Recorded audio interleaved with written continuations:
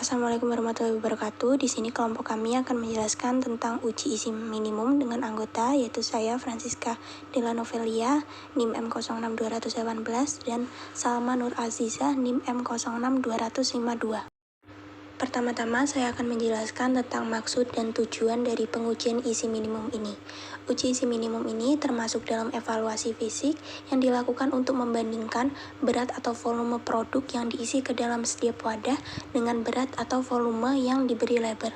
Isi minimum dapat ditentukan oleh massa dan ada juga beberapa metode yang bergantung dari berat jenisnya. Tujuan dari pengujian isi minimum ini adalah untuk memastikan bahwa jumlah sediaan yang dimasukkan ke dalam wadah sesuai dengan jumlah yang tertera pada etiket. Untuk skop pengujian isi minimum, pengujian ini dapat digunakan untuk menguji sediaan farmasi berbentuk krim, gel, losio, salep, pasta, serbuk, aerosol, maupun sediaan semprot yang dikemas dalam wadah.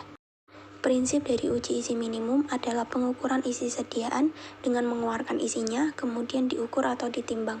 Bobot yang tertera pada wadah kemudian akan dikurangi dengan bobot bersih dari hasil pengukuran sediaan yang telah dikeluarkan tadi. Selanjutnya akan saya jelaskan mengenai prosedur pengujian.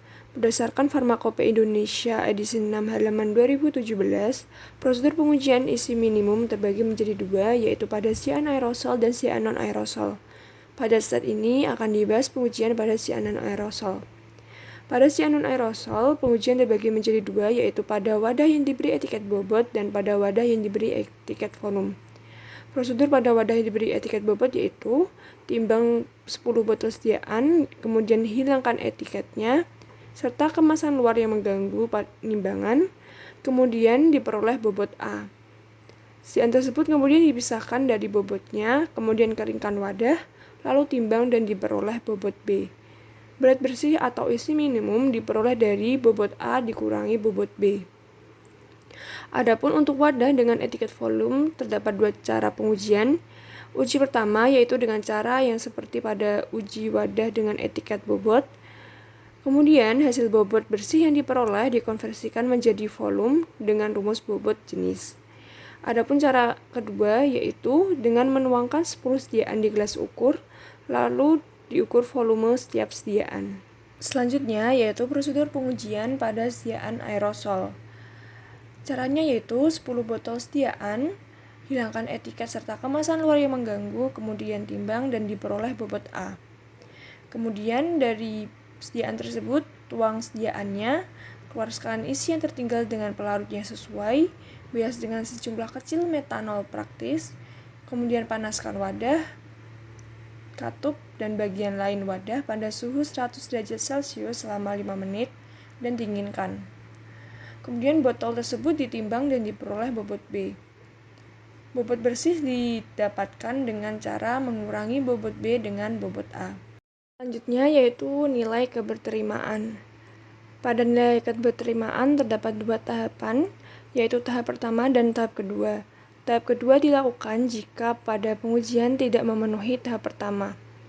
Untuk tahap pertama menggunakan 10 sampel dengan ketentuan rata-rata isi bersih dari 10 wadah tidak kurang dari jumlah yang tertera pada etiket. Kemudian, isi bersih masing-masing wadah tidak kurang dari nilai A jumlah yang tertera pada etiket.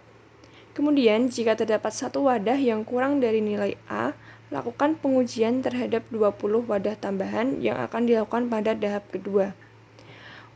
Untuk nilai A sendiri yaitu pada bobot atau volume sediaan kurang dari sama dengan 60 gram atau 60 mili adalah 90% dan pada sediaan dengan bobot atau volume lebih dari 60 gram atau 60 mili adalah 95%.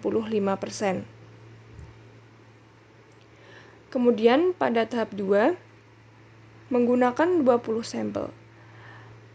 Untuk ketentuannya yaitu rata-rata isi bersih dari total 30 wadah tidak kurang dari jumlah yang tertera pada etiket. 30 wadah ini diperoleh dari 10 data pada tahap 1 dan 20 data dari tahap kedua.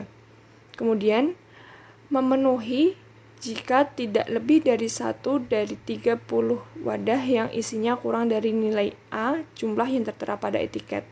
Untuk nilai A-nya yaitu pada sediaan dengan bobot atau volume kurang dari sama dengan 60 gram atau 60 mili adalah 90%, dan pada bobot atau volume sediaan lebih dari 60 gram atau 60 mili adalah 95%.